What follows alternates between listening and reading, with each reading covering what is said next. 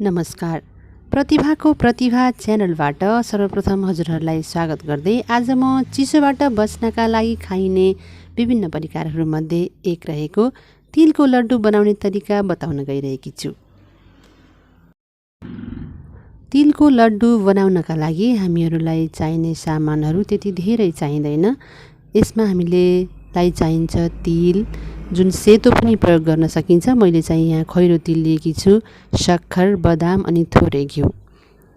शक्खरको सट्टा हजुरहरूले चाकु पनि प्रयोग गर्न सक्नुहुन्छ। अब मैले कराई बसालेर बदाम भुट्न लाग्दैछु।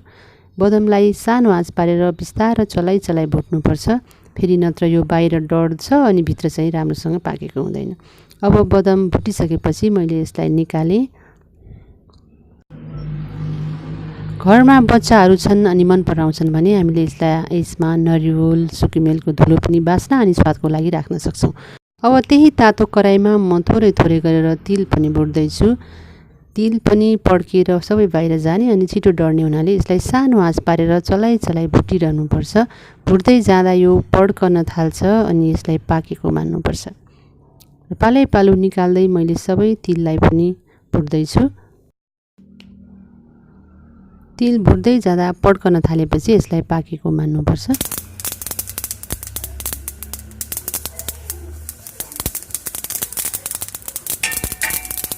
अब पालो यसरी सबै तिललाई भुटिसकेपछि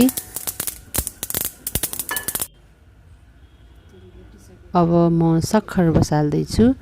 शक्खरको लागि कराईमा थोरै घिउ राख्नुपर्छ।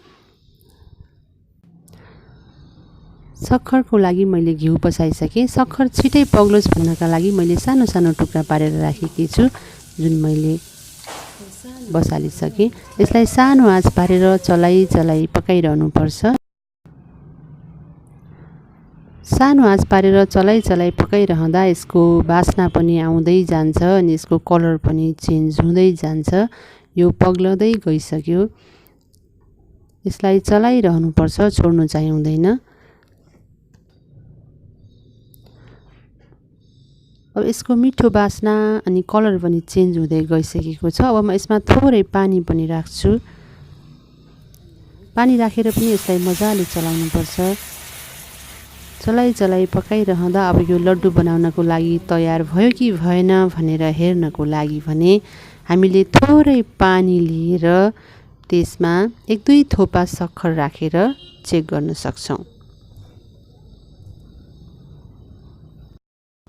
यो लड्डु बनाउनको लागि तयार भयो कि भएन भनेर हेर्नको लागि थोरै पानी लिनुहोस् र त्यसमा 2-3 थोपा शक्खर राख्नुहोस्। यो पानीमा नपग्लिकन जम्छ भने यो तयार भइसकेको मान्नुपर्छ।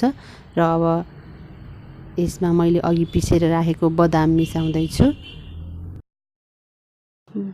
बदामलाई पनि मजाले चलाउनुपर्छ शक्खरमा घुल्ने गरी। यसमा बास्ना अनि स्वादको लागि नरिवल र सुकुमेलको धुलो पनि राख्न सकिन्छ। मैले चाहिँ यहाँ राखेकी छैन। मैले आधा किलो तिलमा आधा किलो नै शक्खर लिएकी थिएँ। हामीसँग जति मात्रामा तिल हुन्छ त्यति नै मात्रामा शक्खर राख्नुपर्छ। अब यसलाई बराबर चलाउँदै मिलाउँदै जानुपर्छ। बिस्तारो चलाउँदै शक्खरमा तिललाई मिलाउँदै जानुपर्छ। अब भने हामीले ग्यास अफ गर्नुपर्छ। शक्खर र तिललाई राम्रोसँग मिलाइसकेपछि अब तातोमै छिटो हातमा पानी लगाएर यसलाई छिटो बटारिहाल्नुपर्छ। हामीले जत्रो साइजको लड्डु बनाउने हो त्यति नै मात्रामा तिललाई लिएर हातमा राखेर बटार्दै दुवै हातले यसको साइज मिलाउँदै घुमाउँदै यसलाई गोलो सेप दिनुपर्छ। हातमा हामीले पानी लगाउन सक्छौँ तातो हुने कारणले, भने घिउ लगाएर पनि यसलाई बनाउन सकिन्छ।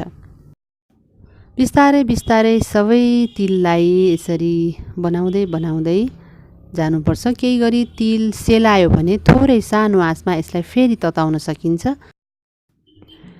यो तरिका हेरिसकेपछि हजुरहरूले पनि यसै गरी बनाउनुहुन्छ भन्ने आशाका साथ मेरो च्यानललाई लाइक, कमेन्ट र सब्सक्राइब गरिदिनु हुन अनुरोध गर्दै बिदा चाहन्छु। धन्यवाद।